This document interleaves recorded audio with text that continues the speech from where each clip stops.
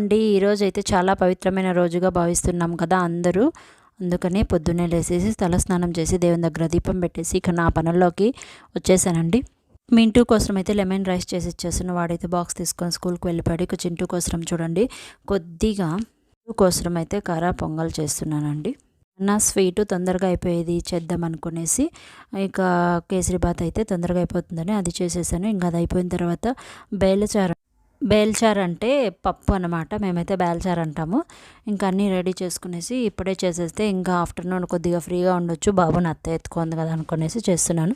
వానికి అంతా చేశాను కదా తినబెట్టమని చెప్పాను. అస్సలు వాడు కారపొంగల్ కొద్దిగా ఈ నడుమ ఎందుకో భోజనమే సరిగ్గా తింటుండలేదండి వాడు.